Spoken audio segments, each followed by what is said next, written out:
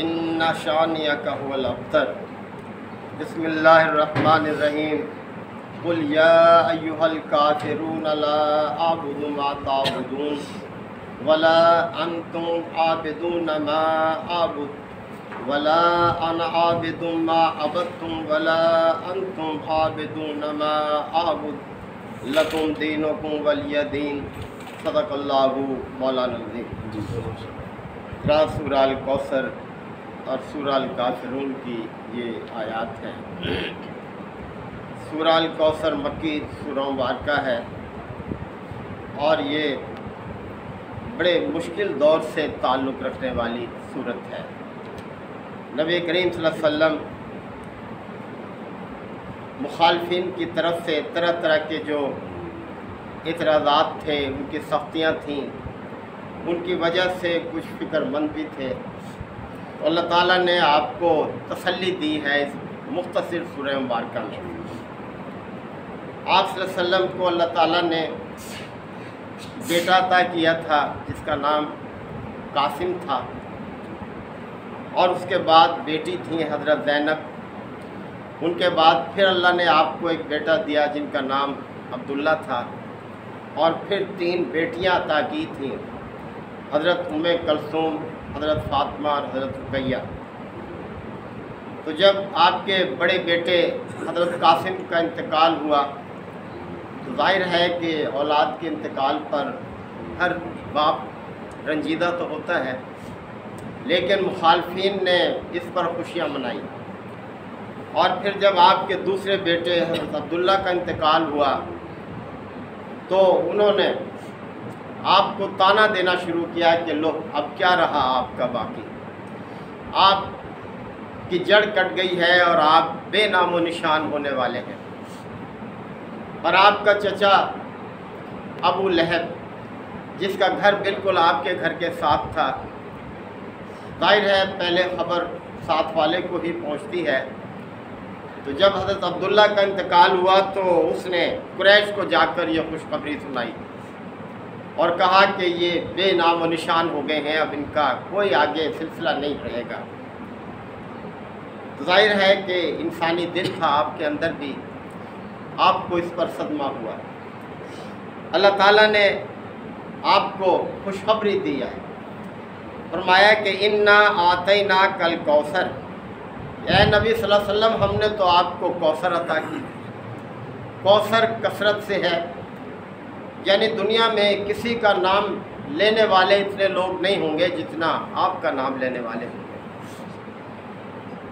آپ پر دیکھیں ہر نماز میں درود بھیجا جاتا ہے، کس طرح سے آپ کو یاد کیا جاتا ہے، آپ کے لیے دعائے خیر کی جاتی ہے، اللہ تعالیٰ سے درخواست کی جاتی ہے کہ اللہ تعالیٰ آپ کو سلامتی کے ساتھ رکھے جہاں بھی ہے، دنیا میں ہے یا آخرت میں ہے۔ تو بہرحال کوثر اس نہر کا نام بھی ہے کہ جو جنت میں یہ نہر ہے، اور معراج کے موقع پر آپ کو اس کی زیارت بھی کرا دی گئی تھی۔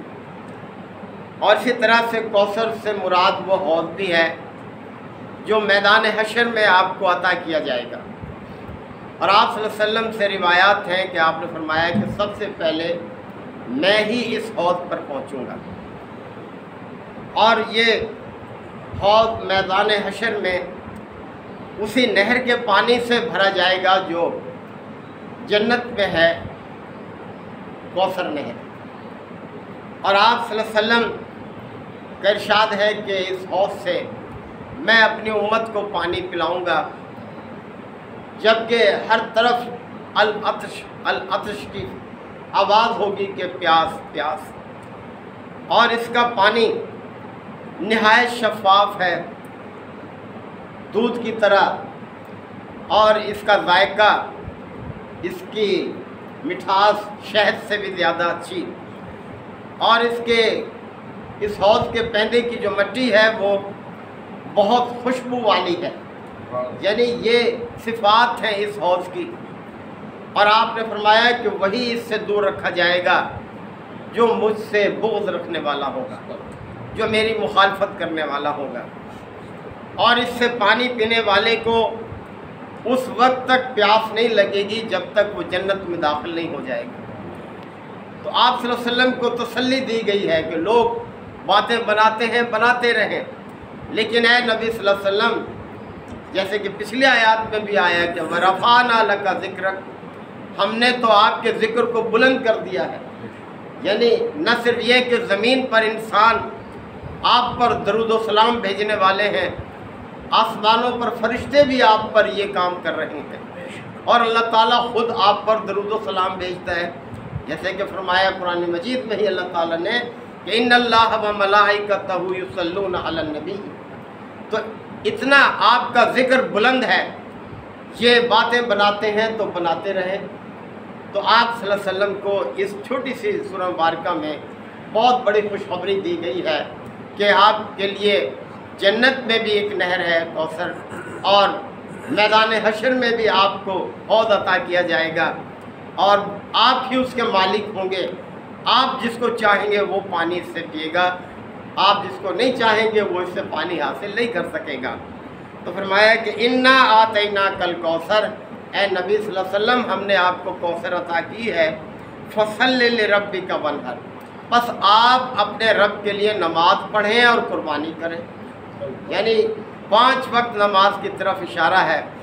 یہ نماز اللہ تعالیٰ نے اس کی بہت سی برکات جو رکھی ہیں، ایک یہ بھی ہے کہ آپ اللہ تعالیٰ نے فرمایا کہ آپ لوگ جب نماز پڑھو تو یا ایھا الذین آمنوا استعینوا بالصبر والصلاۃ، اے ایمان والو صبر اور نماز سے مدد حاصل کرو۔ یعنی اللہ نے خود ہی طریقہ بتایا ہے کہ مشکل وقت میں جب تمہیں مدد کی ضرورت ہو تو تمہارے لیے یہ چیز حاضر ہے۔ صبر کرو یعنی استقامت اختیار کرو، دل برداشتہ نہ ہونا، اپنے جد و جہد کو چھوڑنا نہیں ہے مشکل وقت میں، اور نماز سے مدد حاصل کرو۔ تو نماز کا ایک پہلو یہ بھی ہے کہ یہ ہمارے لیے مدد کا ذریعہ ہے۔ آپ صلی اللہ علیہ وسلم ہر مشکل وقت میں نماز کو اختیار کرتے تھے۔ جب کوئی حاجت ہوتی تو آپ نماز ادا فرماتے تھے، نماز حاجت۔ جب بارش کی ضرورت ہوتی تو نماز استسقا پڑھتے تھے اس کے لیے۔ جب کوئی گھٹا اٹھتی آپ فکر مند ہو جاتے تھے کہیں اس میں کوئی عذاب نہ ہو انسانوں کے لیے، آپ اللہ کے حضور کھڑے ہو جاتے اور نماز پڑھتے تھے۔ یعنی نماز سے ہی مدد حاصل کرنی چاہیے اللہ تعالیٰ کے۔ فرض نماز اور اس کے بعد نفلی نماز کی تو کوئی حد نہیں ہے، کسی بھی وقت پڑھی جا سکتی ہے اور جتنی چاہے کوئی پڑھے۔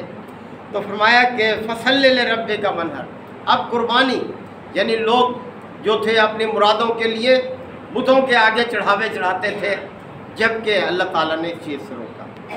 اور ایک جگہ فرمایا قل ان صلاتی و نسکی و محیای و مماتی للہ رب العالمین، اے نبی صلی اللہ علیہ وسلم آپ فرما دیں میری نماز، میری قربانی، میرا جینا، میرا مرنا سب اس اللہ کے لیے ہے جو رب العالمین ہے۔ یعنی ہر عمل اللہ کی خوشنودی کے لیے ہونا چاہیے، اور ہر اس عمل سے دور ہو جانا چاہیے جو اللہ کی رضا کے مخالف ہے، اس سے مضاد ہے۔ مومن کا تو یہ طریقہ ہے۔ ان شانیہ کا هو الابتر، اور اے نبی صلی اللہ علیہ وسلم آپ کا جو دشمن ہے وہی بے نام و نشان ہونے والا ہے۔ آج دیکھ لیں کون نام لیتا ہے، ابو جہل کا، ابو لہب کا، یعنی برے انداز میں ہی یاد کیا جاتا ہے۔ جب کبھی کوئی ذکر ہوتا ہے تو کبھی ان کا کوئی ذکر خیر نہیں ہوتا، کوئی ان کو چاہت کے ساتھ یاد کرنے والا نہیں ہے۔ تو یہ آپ کو تسلی دی گئی۔ اور اس کے بعد یہ سورہ الکافرون ہے، یہ اس دور سے تعلق رکھتی ہے کہ جب مخالفین ابھی آپ سے مایوس نہیں ہوئے تھے، وہ یہ سمجھتے تھے کہ کچھ لو اور کچھ دو کے اصول پر ہم مصالحت کر لیں گے آپ کے ساتھ، اور آپ کو پیشکش کی بھی گئی عملی طور پر۔ یعنی ایک وفد آپ کے پاس آیا اور اس نے آ کر کہا کہ آپ جو چاہتے ہیں ہم تیار ہیں اس کے لیے، بس شرط یہ ہے کہ آپ ہمارے معبودوں کو برا بھلا نہ کہیں۔ آپ اگر چاہتے ہیں مال و دولت ہم آپ کو وہ دے دیتے ہیں، آپ سب سے زیادہ مالدار ہو جائیں گے۔ آپ کہیں رشتہ کرنا چاہتے ہیں ہم اس جگہ آپ کی شادی کر دیتے ہیں جہاں آپ چاہیں۔ آپ اگر سردار بننا چاہتے ہیں تو ہم آپ کو اپنا سردار بنا لیتے ہیں۔ آپ سنتے رہے ساری باتیں غور سے۔ تو اللہ تعالیٰ نے یہ صورت نازل فرما دی۔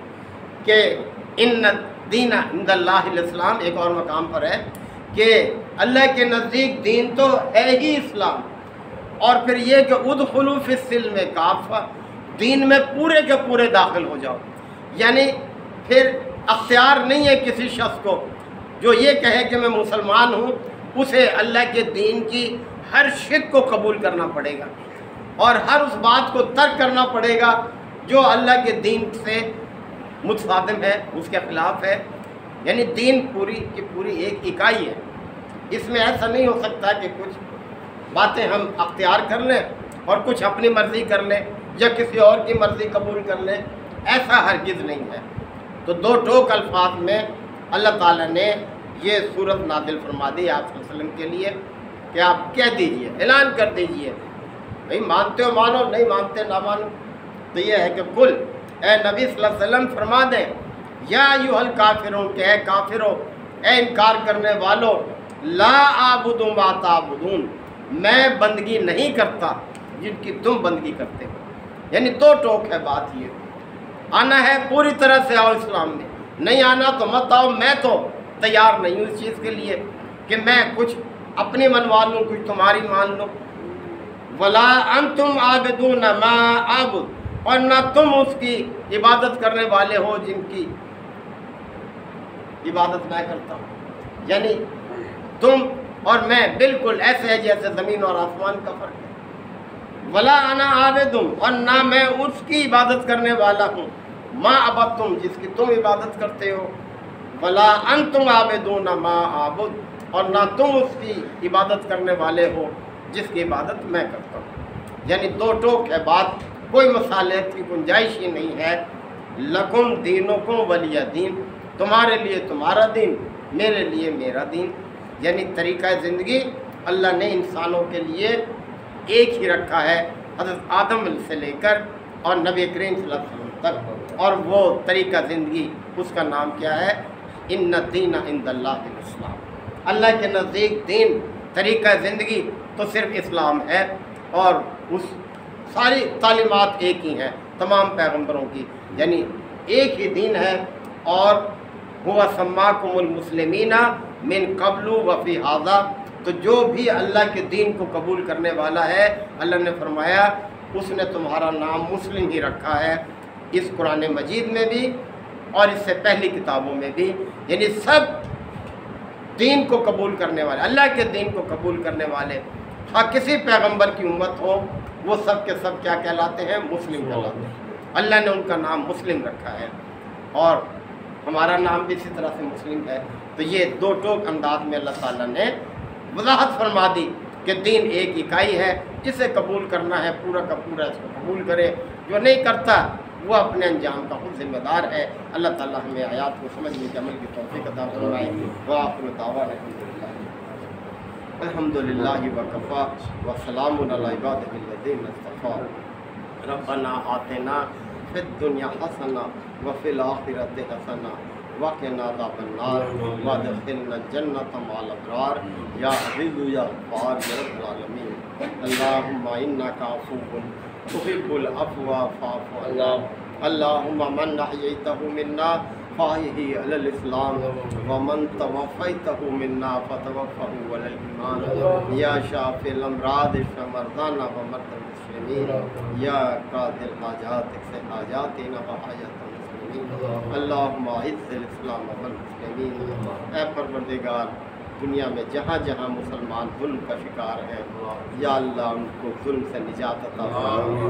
یا اللہ ان کی جان مال عزت آبرو کی حفاظت فرما. یا اللہ جو تیرے مخالفین کے ساتھ نبرد آزما ہیں ان کی حفاظت فرما، ان کے حوصلوں کو مضبوط فرما. یا اللہ خاص کر غزہ فلسطین کے مسلمانوں کی حفاظت فرما. یا اللہ تو ہی ان کی مدد کرنے والا ہے. یا اللہ اہل ایمان کو اپنی ذمہ داریاں پوری کرنے کی توفیق عطا فرما. یا اللہ ہم تیرے دین سے دور ہو چکے ہیں، ہمیں اپنے دین کی سچی اطاعت اور اس کی طریقے کو اختیار کرنے کی توفیق عطا فرما. یا اللہ ہمارے بھائی قاری صاحب کے برادر نسبتی جو کہ حادثے میں اللہ تعالیٰ زخمی ہیں، ان کو صحت کاملہ عاجلہ عطا فرما. ربنا تقبل منا انک انت السمیع العلیم वतुब अलैना इन्नका अंतत तव्वाबुर रहीम। सल्लल्लाहु तआला अला खैरि खल्क़िही मुहम्मद व आलिहि व सहबिही अजमईन।